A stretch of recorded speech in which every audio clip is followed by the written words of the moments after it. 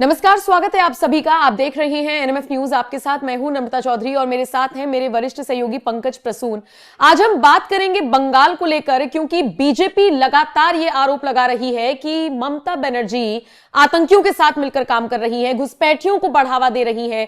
और जो इस वक्त की बड़ी खबर सामने आ रही है वो ये है कि नकली दस्तावेज बनवा रही है बांग्लादेश से भारत में एंट्री करने वाले घुसपैठिए। और खबर तो यह भी मिल रही है कि भारतीय पासपोर्ट भी बनवाए जा रहे हैं। पंकज जी, क्या कुछ जानकारी है? क्योंकि कोलकाता पुलिस ने जांच तो शुरू कर दी है, लेकिन बारीक से समझाइए कि क्या है ये पूरा मामला। जांच कलकत्ता पुलिस ने नहीं शुरू की। सबसे पहले शक हुआ बीएसएफ को। बीएसएफ अच्छा। के डीजी ने निर्देश दिया कलकत्ता पुलिस को कि जाके आप वेरीफाई कीजिए तो कि जो एड्रेस दिया हुआ है वहां पे वो आदमी है या नहीं। मतलब कि आदमी छोड़िए, वो एड्रेस ही नहीं था। मतलब इस तरह का कोई पता ही एग्जिस्ट नहीं करता था। पूरा गिरोह कैसे काम करता है मैं आपको बताता हूं, और ये एक्सक्लूसिव है एनएमएफ की। नॉर्थ 24 परगना में रहने वाला एक व्यक्ति है मुख्तार आलम। मुख्तार आलम के गैंग में 121 सदस्य काम करते हैं। और ये क्या करते हैं, मानव तस्करी से भी इसके तार जुड़े हुए हैं, ह्यूमन ट्रैफिकिंग। ये बांग्लादेश से लोगों को अपने यहां बुलाता है और फर्स्ट ठिकाना होता है आसपास के जिलों की जो जामा मस्जिदें होती है। वहां पे रात गुजारने के बाद अलग अलग जगहों पे इन्हें भेज दिया जाता है और पैकेज सिस्टम पे ये काम करता है। फुल पैकेज मिलता है। अगर सिर्फ आपको आधार कार्ड और वोटर आई कार्ड चाहिए तो इतना रुपए देने होंगे। अगर आपको Aadhaar card, voter I card, permanent address चाहिए तो इतना पैसा लगेगा, और अगर पासपोर्ट भी चाहिए तो इतनी रकम लगेगी। और ये मुख्तार आलम को गिरफ्तार किया जा चुका है और इसके गैंग के 6 सदस्यों को गिरफ्तार भी किया जा चुका है। लेकिन 121 सदस्य हैं और ये पैकेज सिस्टम पे अलग अलग जिलों में काम करते हैं। बहुत बड़ा रैकेट है और ये पिछले 8-10 सालों से इस पूरे फील्ड में है। ये इसके पास जब ये पकड़ा गया था मुख्तार आलम, जब बीएसएफ के डीजी के सख्त आदेश के बाद जब बंगाल पुलिस एक्टिव हुई और पकड़ा गया, तो इसके पास से कई पैन कार्ड्स, आपत्तिजनक दस्तावेज वगैरह मिले। अच्छा, ये झोपड़ी में काम करते हैं, पता है ना? वो आप जाइएगा ना तो बाहर से लगेगा नहीं। अब एक इसका जो लड़का था वो क्या करता था कि एक झोपड़ी है, उसके आगे मोबाइल रिपेयर का दुकान चला रहा है, और जाइएगा तो लगेगा कि बहुत गरीब आदमी है, कैसे बेचारा गुजारता होगा जीवन। और जब पुलिस वहां पे पहुंची तो बोला कि हाँ, क्या क्या बनवाना है आपको? तो बोले कि बनवाना तो है, वो आप नहीं बना सकिएगा। बंगाल पुलिस की मैं बात कर रहा हूं। तो बोले कि कैसे? तो बोला कि 4 बंदे हैं मेरे और ऐसा ऐसा डॉक्यूमेंट्स बनवाना है। पहले तो भगा दे, नहीं नहीं ये सब नहीं करते। फिर बोले कि नहीं भाई, हमें किसी ने भेजा है। उन्होंने नाम लिया, जो ऑलरेडी गिरफ्तार हो चुका था, नाम लिया कि भेजा है, बताया कि आप कर लोगे। तो बोला कि ठीक है आइए, और पूरा पैकेज बकायदा फॉर्म लिए हुए था कि ये पैकेज लगेगा, ये पैकेज लगेगा, जैसे टूर का पैकेज रहता है ना, उस तरह का। बाद में उसे पकड़ा गया। इस तरह से ये काम करते हैं। लेकिन जिस मुख्तार आलम का आप जिक्र कर रहे हैं, या जिस लड़के की मैं बात कर रहा हूं जो इस तरह पकड़ा गया था, उसका नाम समरेश विश्वास था। नहीं तो इन लोगों के तार किसी और बड़े अधिकारी से जुड़े हुए थे, सरकार के किसी नुमाइंदे से जुड़े हुए थे। ये हल्का काम तो है नहीं किसी के दस्तावेज बनवा देना। बिल्कुल नहीं, नहीं बिल्कुल जुड़े हुए थे, नहीं हैं। ये लोकल अधिकारियों को जैसे थाने को पैसे दे देते हैं। अगर एक डॉक्यूमेंट्स बनाएगा ना तो एक फर्जी पहले एड्रेस तैयार किया जाता है। वो कोई एड्रेस नहीं होता। अब क्या होता है, लोकल थाने का काम है उस एड्रेस को जाके वेरीफाई करना। पर ये क्या करता है, थाने को पैसे देते हैं, कहां जाइएगा सर वेरीफाई करने, ये 1000-2000 रुपया रखिए। और फिर ये क्या होता है ना कि नेटवर्क वो लगातार काम कर रहे हैं, तो वो थानेदार और उसका जो सिपाही है वो भी इनके संपर्क में रहता है कि इसका तो काम ही है फर्जी दस्तावेज बनाना। सब कुछ जानते समझते हुए हो रहा था। और ये बड़े पैमाने पर बांग्लादेशी नागरिकों को भारत का पासपोर्ट दिला रहे थे। अभी 1 हफ्ता पहले की बात, लखनऊ में एक कपल पकड़ा गया, और वो क्या गया था कि बांग्लादेशी नागरिक था लेकिन रह रहा था लखनऊ में। और पता है, इंडियन पासपोर्ट पे सऊदी अरब, दुबई जैसे देशों की यात्रा कर चुका था। नाम था सिराज और पत्नी का नाम हलीमा। लखनऊ में रह रहा था। ये दस्तावेज बनवाए बंगाल से, कलकत्ता के आसपास किसी जिले से बनाया था। बांग्लादेश से आया, डॉक्यूमेंट्स बनाए। अब बंगाल में तो जांच होगी ना, लेकिन वो मूव कर गया है लखनऊ। और वहां आराम से एक किराए का मकान में रह रहा है और चला गया दुबई, सऊदी अरब, सब जगह देशों की यात्रा करके आ गया भारतीय पासपोर्ट से। ये सिर्फ बंगाल की समस्या नहीं है, आने वाले वक्त में देश की समस्या होने जा रही है। और बहुत सारे ऐसे बांग्लादेशी जो कि वहां उन्होंने डॉक्यूमेंट्स बनाए हैं और उस डॉक्यूमेंट्स के सहारे दूसरे राज्यों में मूव कर गए। हम आमतौर पे क्या समझते हैं पता है नम्रता, कि ये वोटर आई कार्ड बनवा लिया होगा या आधार कार्ड बनवा लिया होगा, यही ना। मेरे पड़ोस में रांची में प्लास्टिक का डब्बा बेच रहे हैं सब, जाके पूछे ना, वो बोले कि बंगाल से आए हैं, जबकि उनकी भाषा एक बंगाली जो रहेगा ना वो पकड़ लेगा फटाक से। आपको हमको समझ में नहीं आएगा, लेकिन जो बंगाल का वो समझ में आ जाएगा कि ये उस पार से है या इस पार वाला है। उनका जो प्रोनाउंसिएशन है वो अलग है, कुछ दूसरे तरह के शब्दों का इस्तेमाल करते हैं, तो बंगाली जानता है। आप चलिए कभी अगर इस तरह का मौका मिले तो चलिए, मैं पाकुड़ यहां से गया था, वहां का लोकल बता रहा था रास्ता चलते, भैया ये बांग्लादेशी है, ये वाला बंगाली है, ये बांग्लादेशी है, बंगाली। मैंने कहा तुम कैसे पहचान? बोला हम पहचान लेते हैं। बोला उनका बॉडी लैंग्वेज, उनका बात करने का लहजा, तरीका, प्रोनाउंसिएशन सब अलग होता है। बंगाल पुलिस चाहे तो आराम से आइडेंटिफाई कर सकती है, लेकिन क्या होता है कि वो एक बार डॉक्यूमेंट्स बनाने के बाद ऐसे जगहों पे मूव कर जाते हैं बंगाल से जहां पे उनकी जांच कम होती है। जैसे वो बेंगलोर में बहुत सारे लोग चले गए हैं, दिल्ली में चले गए हैं, आपके लखनऊ में हैं। आप नहीं तो किसी भी राज्य जो भी बड़े शहर हैं, नहीं पंकज जी, अगर किसी भी राज्य में ये बांग्लादेशी घुसपैठिए जा रहे हैं तो सबसे पहले तो बीएसएफ यहां से ही एंट्री हो रही है ना, तो बॉर्डर सिक्योरिटी फोर्स पर भी सवाल खड़े होते हैं। तभी तो केजरीवाल भी कह देते हैं कि अमित शाह से मैं सवाल पूछता हूं। भाई एक बार एंट्री हो गई फिर तो वो कहां जाकर बस रहे हैं, किसकी गलती है? नहीं, वहां देखिए मैं बताता हूं हकीकत क्या है। बांग्लादेश और भारत का जो बॉर्डर है वो देखिए, पहला इन्फ्लक्स जो शुरू हुआ 1947 में जब देश का बंटवारा हुआ था, बहुत सारे मुसलमान उधर गए और वहां से बहुत सारे हिंदू या फिर वहां से बहुत कुछ ऐसे बंगाली भी इधर आए, वो हो गया। उसके बाद वो सिलसिला लगातार चलता रहा। 1971-72 में जब बांग्लादेश की वॉर हुआ तो बहुत बड़ी संख्या में आए, लाखों की संख्या में पाकिस्तानी सेना द्वारा सताए हुए। अब है ये स्थिति कि पता चला कि बेटी और बाप बांग्लादेश में है, मां और दूसरा बच्चा भारत में है, और ये फ्रीक्वेंटली आते जाते रहते हैं। और एक दिन की बात नहीं है, बहुत पहले सुप्रीम कोर्ट ने आसाम मामले में, सबसे पहले उनका विरोध शुरू हुआ असम से। वो असम गण परिषद नाम की एक पार्टी थी, प्रफुल्ल कुमार महंत उसके चीफ थे, वो स्टूडेंट थे। वो स्टूडेंट मूवमेंट शुरू हुआ कि बांग्लादेशियों को भगाना है। और बाद में क्या हुआ कि सुप्रीम कोर्ट में यह मामला गया। सुप्रीम कोर्ट ने कहा कि अगर यही स्थिति रही तो एक दिन ग्रेटर बांग्लादेश की मांग हो जाएगी। यह सुप्रीम कोर्ट की टिप्पणी है। बाद में असम एकॉर्ड साइन हुआ राजीव गांधी के समय में, और उस असम एकॉर्ड का पालन आज तक नहीं हुआ जमीन पे, ये मैं ईमानदारी से बोलूंगा। फिर प्रफुल्ल कुमार महंत असम के मुख्यमंत्री भी बने, बाद में उनकी पार्टी का बीजेपी के साथ गठबंधन भी हुआ, ये सब चलता रहा। लेकिन बात सिर्फ असम की नहीं थी, त्रिपुरा की भी वही हालत थी, क्योंकि उस तरफ वो बांग्लादेश से सटा हुआ। बंगाल का भी यही हालत है। और कैसा बॉर्डर है पता है, मकान यहां पे और मकान बांग्लादेश में और खेत भारत में। और एक जो हमारे यहाँ जो वो माइल्स वाला पिलर गाड़ा रहता है ना कि लखनऊ इतने किलोमीटर, उस तरह का एक पिलर सिर्फ गाड़ा हुआ है। एक तरफ भारत लिखा है, एक तरफ बांग्लादेश लिखा हुआ है। मुर्गियां भारत और बांग्लादेश दोनों में दिन भर चल रही हैं, और डेंसिटी बहुत हाई है वहां का। और देखिए जो बाहर का जो बीएसएफ जाएगा उसको समझ में नहीं आएगा कि कौन किसका क्या है। बहुत सारे लोगों को लोकल परमिट भी दिया गया है, जैसे कि मान लिया कि मेरा घर है भारत में और खेत बांग्लादेश में पड़ जाता है, तो उनको परमिट दिया गया कि जाके अपना खेत जोत सको। लेकिन जब तक लोकल एडमिनिस्ट्रेशन नहीं चाहेगा और जब तक प्योर फेंसिंग नहीं होगी वहां पे, तब तक ये रुकेगा नहीं। दूसरी बात और है, ब्रह्मपुत्र नदी, गंगा ब्रह्मपुत्र नदी है नहीं, शुरू है, बहुत तेजी से काम कर रही है। जब से मोदी सरकार आई है फेंसिंग का काम शुरू हो गया है। नहीं, लेकिन जिस आदमी का खेत उस पार है, ऐसा कोई एक आदमी तो होगा नहीं, बहुत सारे होंगे ना, तो उनके लिए तो फिर प्रॉब्लम खड़ी हो जाएगी। नहीं तो उसमें क्या है ना कि वो जो परमिट है ना उनके पास, वो काम आएगा, उसके लिए वो फेंस खोल दिया जाएगा खेत जोतने के लिए।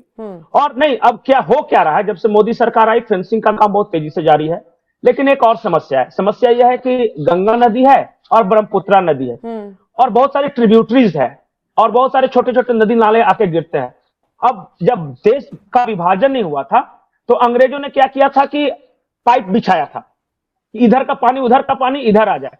अब देखिए फेंसिंग जमीन पे तो हो जाएगी, अब अंदर अंदर बहुत अंग्रेजों के जमाने का पाइपलाइन बहुत है। अब जो लोकल्स हैं उन्हें पता है, वो क्या करते हैं, इस तरह डुबकी लगाते हैं और उस ओर जाकर निकल जाते हैं।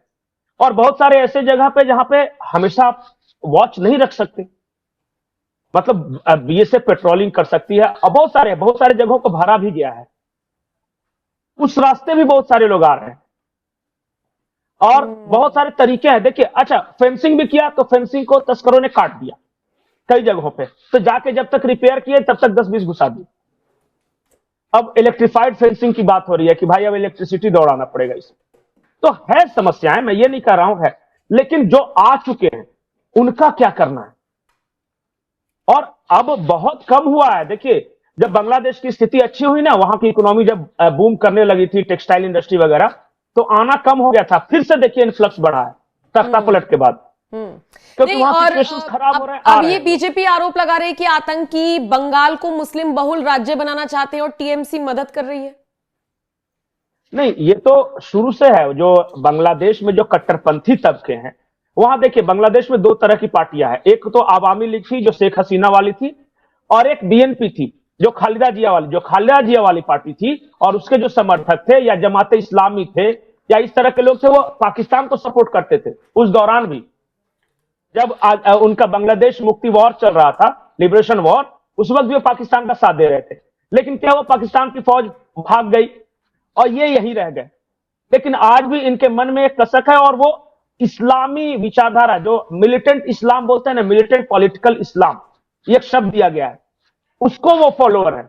और अभी देखिए क्या हुआ कि अवामी लीग का जब तख्ता पलट हुआ तो उस तरह के लोग बहुत ज्यादा हावी हो गए हैं। वो छात्रों के बीच में भी है, वो बीएनपी के बीच में भी है, वो जमाते इस्लामी भी है, और बहुत सारे, एक मैं महत्वपूर्ण बात बताता हूं, बहुत सारे ऐसे बिहार और उत्तर प्रदेश के मुसलमान जो उर्दू स्पीकिंग थे, लेकिन उस वक्त वो ईस्ट बांग्लादेश की ओर भागे थे जब 1947 में जब देश का बंटवारा हुआ था। तो अब क्या हुआ कि 1971 में उन मुसलमानों का क्या हुआ जो कि उर्दू बोलते थे और यूपी बिहार से गए थे, वो तो बांग्लादेश में जाके फंस गए, वो तो पाकिस्तान गए थे ना। लेकिन यहां तो हो गया बंगाली वर्सेस उर्दू स्पीकिंग, लड़ाई होगी वहां पे। तो उस तरह के लोगों को स्ट्रैंगल्ड बांग्लादेशी बोलते हैं, मतलब फंसा हुआ। स्ट्रैंगल पाकिस्तानी बोलते हैं, मतलब बांग्लादेश के बीचों बीच फंसा हुआ पाकिस्तानी, और उनकी संख्या 5 लाख से ज्यादा है। जिस जगहों को वो छोड़ के गए हैं, इनहेरिटेड, उनके खानदान में हिंदुओं के प्रति दुश्मनी है, वो उर्दू बोलते हैं, वो बंगाली नहीं बोलते हैं, वो बिहार यूपी से गए। ऐसे लोग हैं, वो आईएसआई के हमेशा संपर्क में रहे छोड़ने के बाद भी। और जितना भी आप इस तरह के कट्टरपंथी तबके देखेंगे उर्दू स्पीकिंग बहुत सारे उसमें से हैं। नहीं, वो वो चीज ठीक है, लेकिन भारत, इससे तो भारत की डेमोग्राफी को बहुत ज्यादा नुकसान हो रहा है। और जितना मैं अभी एक रिपोर्ट पढ़ रही थी कि बांग्लादेश में जो कुछ भी प्लानिंग की जा रही है, पाकिस्तान उस चीज को ट्रेनिंग दे रहा है और इंप्लीमेंट किया जा रहा है भारत में। तो भारत के लिए तो खतरा है ना, उसकी डेमोग्राफी के लिए पूरा खतरा है ना। नहीं, ट्रेनिंग की बात यह है, जहां तक तख्ता पलट जब से हुआ, जिस तरह ईरानियन रिवोल्यूशनरी आर्मी है ना, उस तरह की एक आर्मी क्रिएट की जा रही है बांग्लादेश के अंदर। ढाका यूनिवर्सिटी के कैंपस में बुलाया गया था इन लोग को, और बोला कि जितने भी नौजवान हैं जो कि हमारी आर्मी में शामिल होना चाहते हैं आइए। और 3 दिनों का एक सिलेक्शन प्रोसेस चला उनका। और पाकिस्तान जो पारा कमांडो ग्रुप के 5 कर्नल हैं, वो पहले कतर गए और कतर से फ्लाइट पकड़ के पाकिस्तान आए। और उन लोगों ने सिलेक्शन प्रोसेस, पहले तो फिजिकली फिट लोगों को सिलेक्ट कर लिया गया, जिसको ऑपरेशन मासूका कहा गया। और जब सिलेक्शन हो गया तो इन लोगों को ट्रेनिंग दी जा रही है बाकायदा, और पाकिस्तान के कराची पोर्ट से हथियार भेजे जा रहे हैं। कल ही एक रिपोर्ट आई है कि बड़े पैमाने पर सिस्मिक जिलेटिन स्टिक्स बरामद हुई है। पाकिस्तान कह रहा है कि हम शक्कर भेज रहे हैं, पर शक्कर नहीं भेज रहे, शक्कर तो उनको खुद के खाने के वादे। 150 रुपए 160 रुपए शक्कर तो पाकिस्तान में मिल रहा है, लेकिन वो 25,000 टन शक्कर भेजेंगे बांग्लादेश के लिए, ये समझ में नहीं आ रहा था। तो क्या हो रहा था कि उस कंसाइनमेंट के अंदर छुपा के ये हथियार भेज रहे थे। एक 23 नवंबर को पहला कंसाइनमेंट आया था, और फिर दिसंबर में आया है 2-3 दिन पहले जो पकड़ा गया है। तो पाकिस्तान के रास्ते हथियार आ रहा है, और कतर के रास्ते ट्रेनर्स भेजे जा चुके हैं। जिस तरह ईरान में एक इस्लामिक आर्मी की स्थापना हुई थी, revolutionary army, Iranian revolutionary army बोलते हैं, उसी तरह बांग्लादेश में एक बांग्लादेशी रिवोल्यूशनरी फोर्स की स्थापना की जा रही है। नाम ये क्या रखेंगे मुझे नहीं पता। उस फोर्स का एक, अच्छा बताइए, उस फोर्स के पास ट्रेनिंग होगी और हथियार होंगे जो कि पाकिस्तान से आ रहे हैं। वो करेगी क्या? हथियार और ट्रेनिंग लेके वो बांग्लादेश में ट्रैफिक तो संभालेगी नहीं। सही बात है। अब वो चालान तो काटेंगे नहीं, अंत में तो वो भारत की तरफ ही आना है। और जो भाषा है उनकी और जो आक्रामकता उन्होंने दिखाई है, रिटायर्ड आर्मी के जो पर्सनल्स हैं वो भी ट्रेनिंग दे रहे हैं। उन सब ने कहा है कि हमारा निशाना भारत है।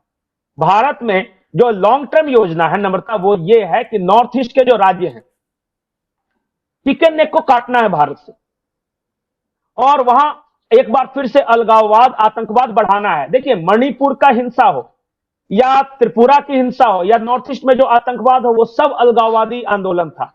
मोदी सरकार के आने के बाद वो कम हो गया, उसको एक बार फिर से पुश करने की योजना है।